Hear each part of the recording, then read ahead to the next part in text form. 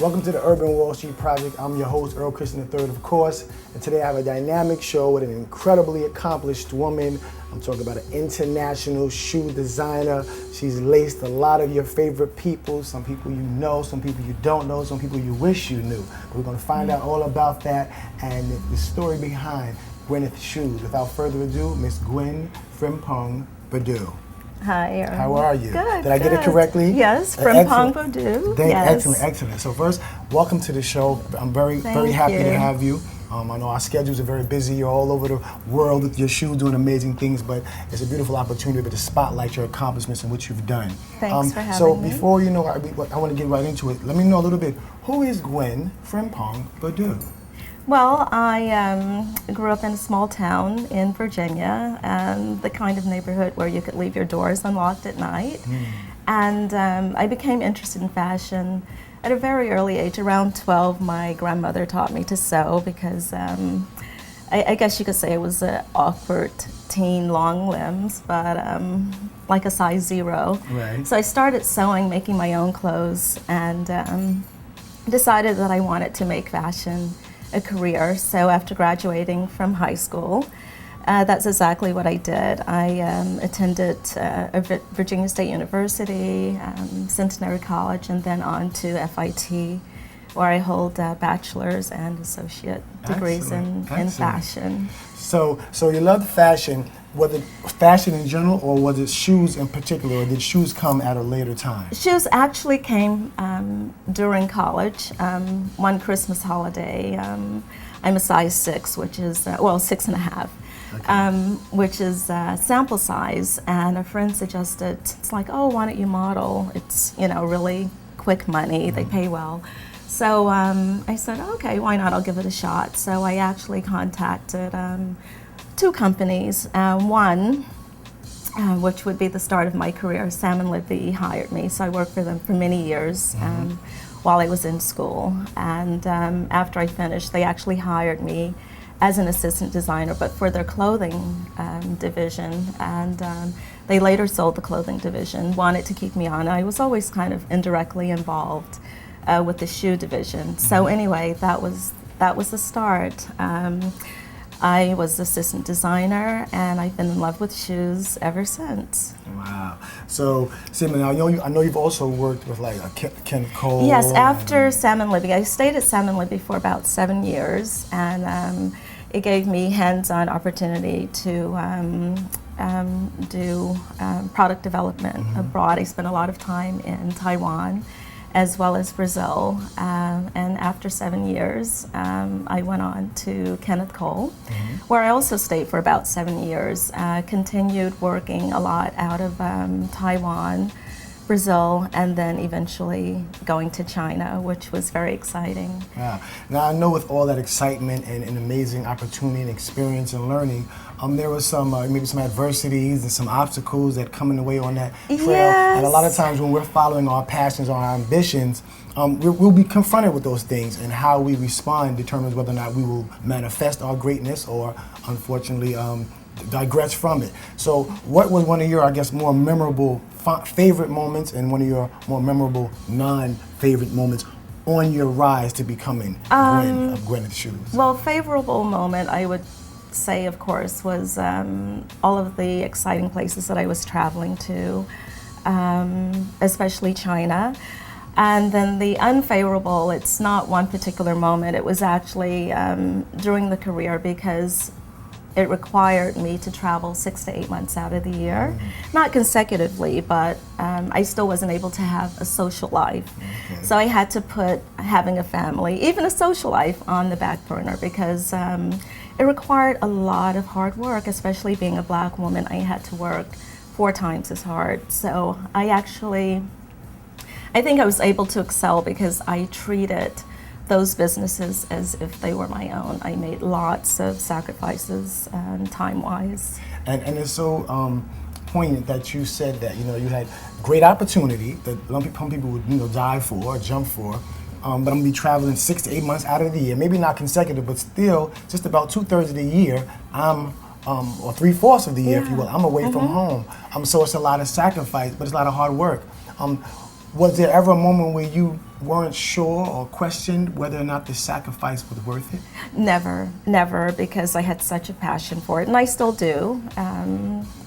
Therefore, Gwyneth. So no, that was never a question. I was willing to make the sacrifices. Okay.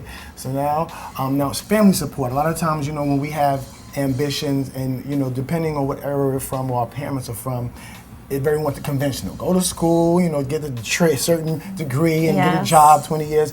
And a lot of times when it comes to, areas or industries or passions of the art, whether it's fashion, entertainment, things that, it can go great, but a lot of times they don't. So families are not so, necessarily supportive, not because they don't believe in your dream, but because they just want to make sure you have a solid foundation. How was your support in your early years? I had both, because I'm a creative person, which started at a very young age, but I'm also very analytical. Some of the other interests were architecture, engineering, and fortunately I'm able to apply a lot of those engineering skills and techniques into building shoes.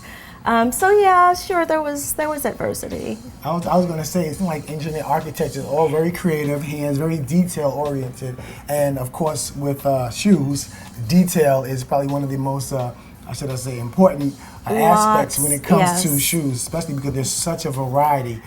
So many women. components, so many little details, even down to the size of a stitch. Okay. Yes. That's a beautiful thing. Well, we've learned a little bit about the woman behind the brand, and now we're going to go sit around and talk about the brand and the meat behind it. So we're here with Gwen of Gwyneth Shoes. It's a beautiful situation. Keep watching. We're going to take a quick break.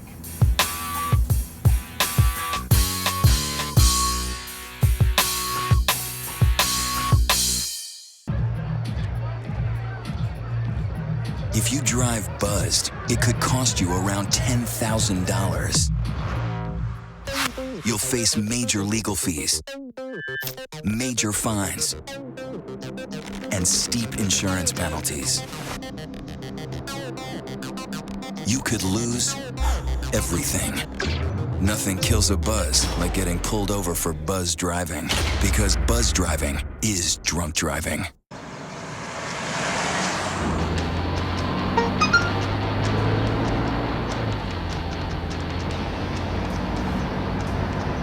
The average text takes your eyes off the road for nearly 5 seconds.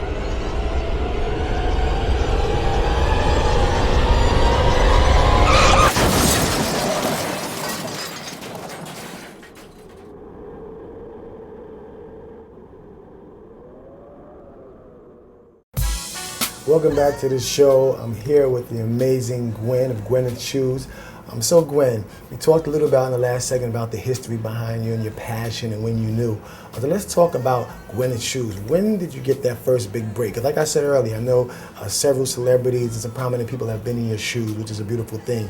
But that big break, when did you consider it for yourself? When you knew I'm on my way? I would say it was very exciting when Amazon.com was interested in the shoes, and that came as a result of offering extended sizes, and that's shoes that go above size 10, because there is a real void in the market for women that are 10 and larger to find fashionable, comfortable, feminine, pretty, sexy footwear.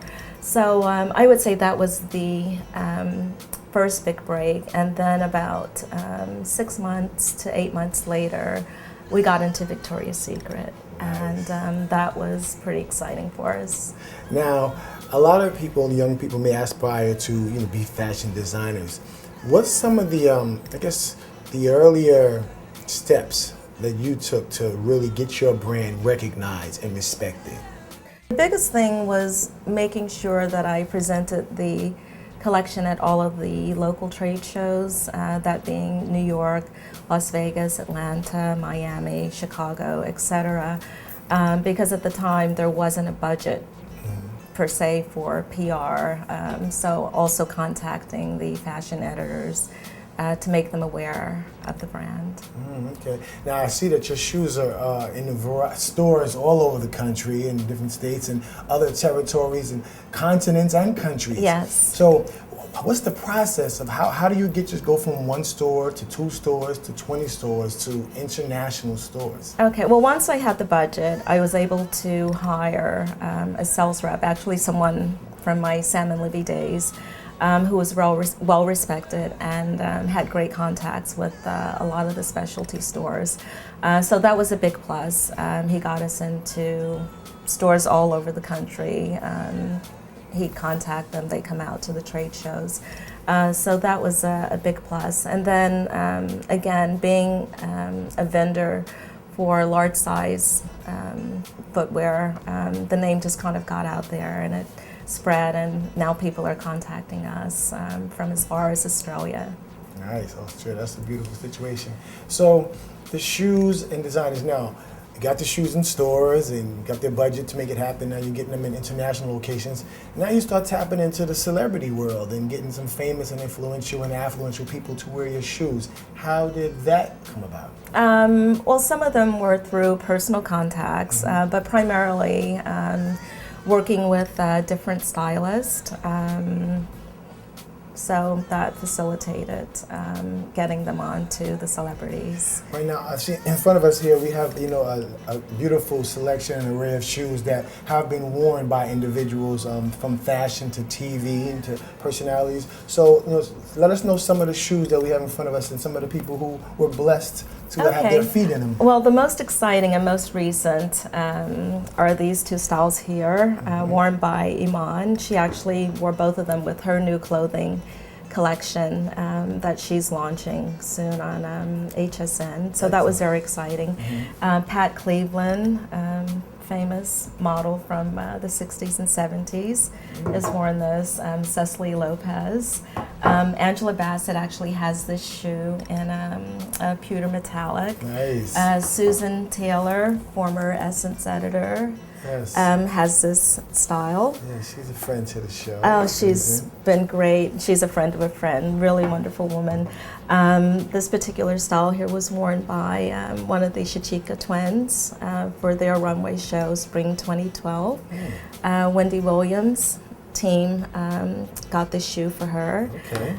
This shoe is owned by Lala's Life. Okay. Yes, Elle Varner wore this particular shoe. Elle Varner is one of my favorite Oh, artists. she's great. Amazing. She wore this in one of her videos. I forget the name of the song. That's bad of me. I like that. And the boot on the end was worn by Stacy Keebler. Yes. Yeah, okay. that's the boot that we sold to Victoria's Secret. It sold out in like 3-4 days, almost 400 pairs. Wow, so I know you felt good about Very that exciting. There, right? Yes, yes. So this is such a beautiful thing and amazing, but I know it takes a lot of hard work. Yes. When you decided, once I'm in stores and I have celebrities wearing my shoes, how are you able to maintain the same fanfare, the same enthusiasm for your shoe? Well, again, it's a lot of time involved, but I shop Europe at least twice a year, attend the trade show in Milan, which shows a lot of the up-and-coming footwear for the next year. Also, I shop Asia, and then I'm inspired just by watching, women on the street around the globe.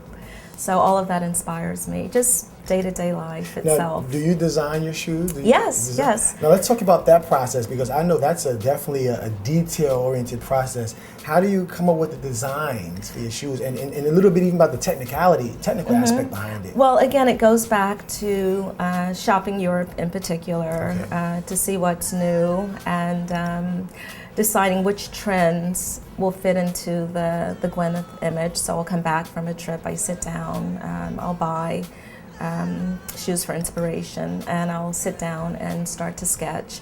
From there, I do what's called a prototype request, and I send that out to China, where most of our shoes are currently being developed and manufactured in about 10 days to 2 weeks. I get a prototype back, make the corrections, and that's when I go out to China to see the second corrections, make any changes, and then detail the actual materials, which the shoes will be presented to the buyers. I heard you say a couple of times, referred back to your experiences and your learnings and your travels with regard to Europe and looking at the designs in Europe. So would you say for someone who is aspiring to be a shoe designer, is Europe somewhere they need to definitely visit? Oh, absolutely, because America in general, when it comes to ready to wear, all of our accessories, Europe leads the way, and we get all of our ideas and inspiration for the most part from Europe, with Asia following. Okay, so now you studied in school. Yes.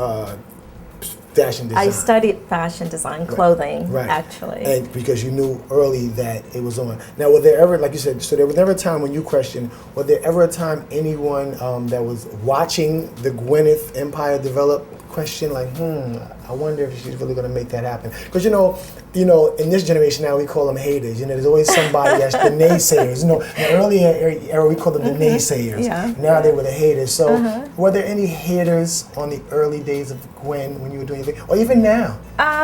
You experienced it? I guess indirectly, I have. When I'm at trade shows, for instance, and I've been communicating with a particular buyer or whatever, and they discover that I'm Black, because there aren't a lot of Blacks in the industry, and especially when I first started with Sam and Libby, you could count us on one hand. Right. So I still get a little bit of resistance, but ultimately, as a result. The quality overshines. Yes, I think so. So, and I'm glad you said that, because even though for me, I don't let anything be an excuse for what I can or cannot do. But the reality is sometimes, unfortunately, because being African American, there's some things you can't control. Yeah. How do you respond to those situations when you recognize it, even if it's light or minor?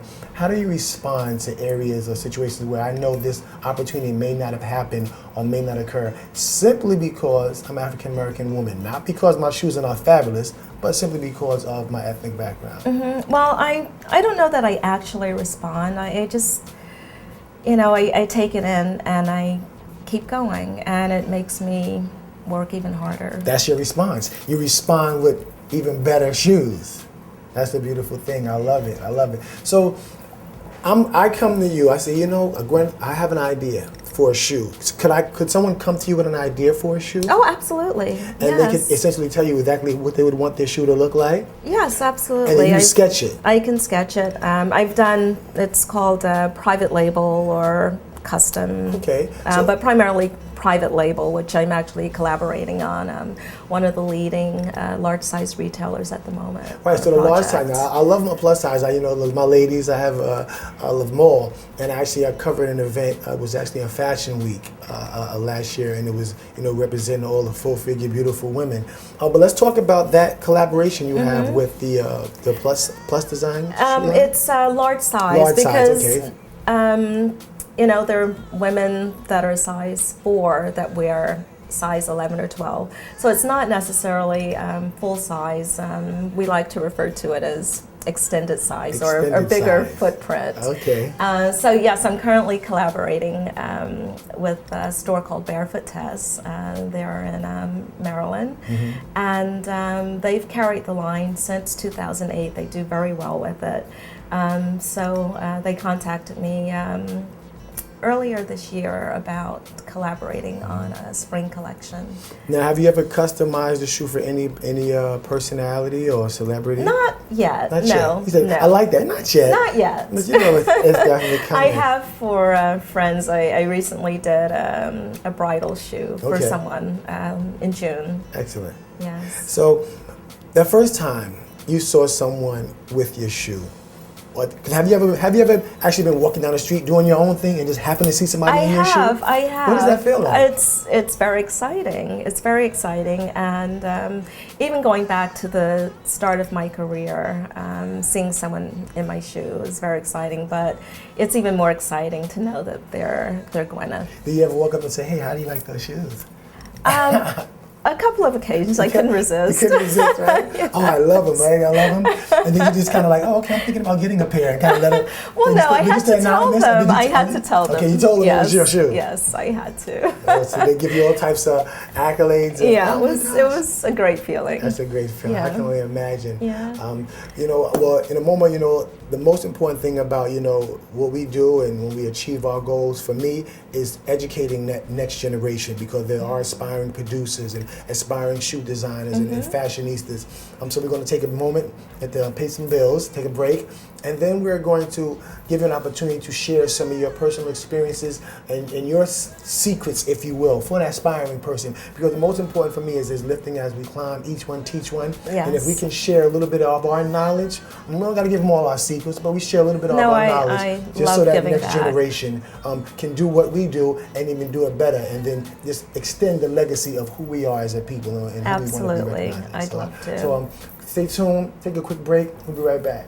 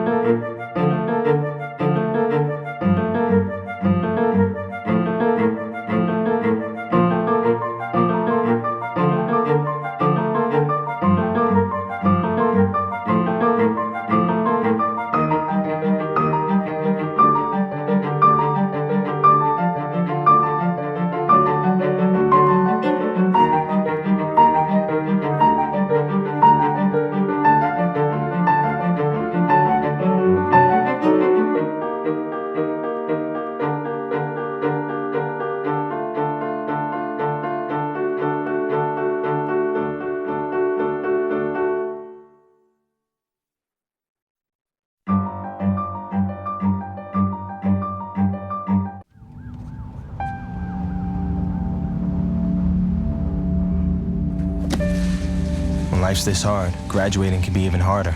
But you can help Ativa and the students in your community make it through by visiting boostup.org.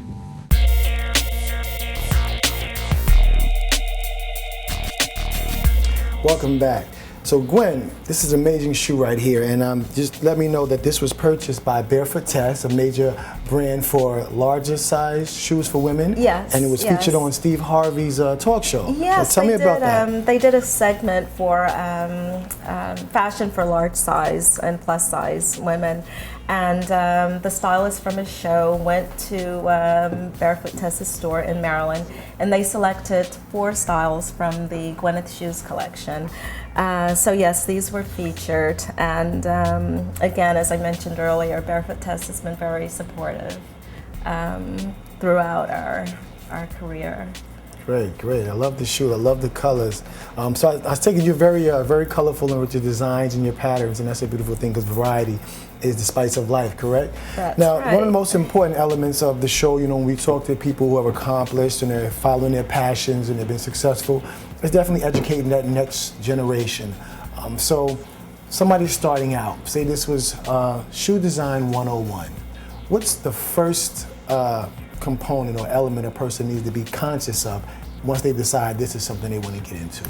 Of course, education is very important, but even before you get to that point, you need to be able to have the skill set, and that's knowing how to sketch. You don't want to communicate to someone else, well, I want this, I want that. So it's very important that you're able to actually capture on paper yourself what you're trying to create. And in addition to that, the passion for your craft.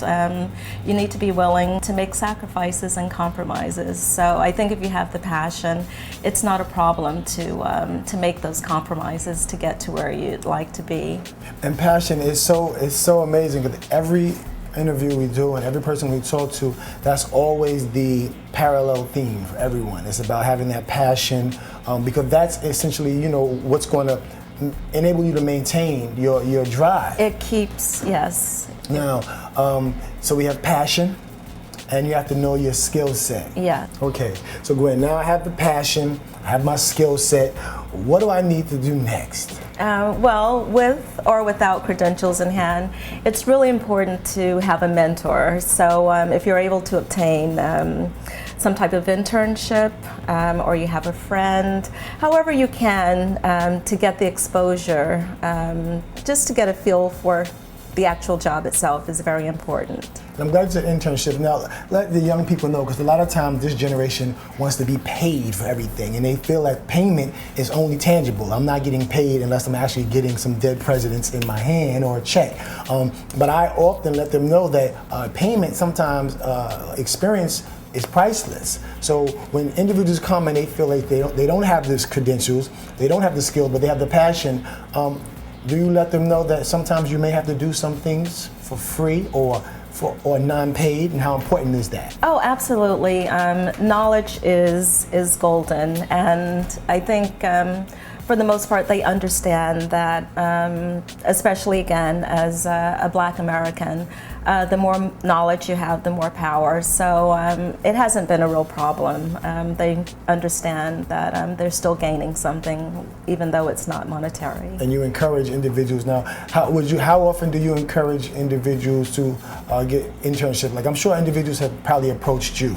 Now, have you had the experience of individuals approaching you and they weren't necessarily ready for where they needed to be? Sure, but again, I love being able to give back.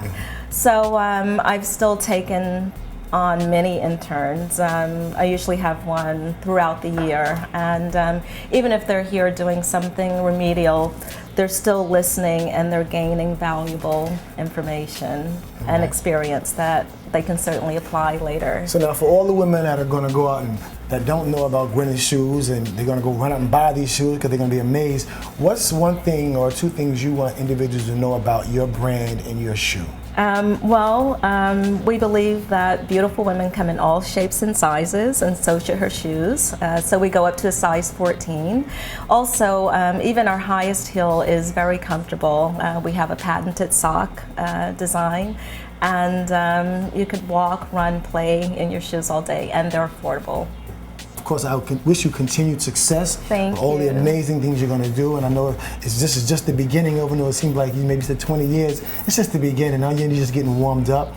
And if there's any way we can find it, how can our ladies and our viewers find your shoes? Okay, you can go to our website, which is www.gwynethshoes.com. And thank you again for the opportunity to let the world know about Gwyneth. Yes, it is. Well, for all the world that didn't know, now you know a little bit more. As I always say, I want to thank you for watching. Be mindful, be prosperous. Your dreams, your ambitions can be manifested if you're willing to put the work in, if you have the passion, and if you just say never, say never. Keep a no-nonsense attitude, and work hard, and it can manifest. Until next time, be prosperous.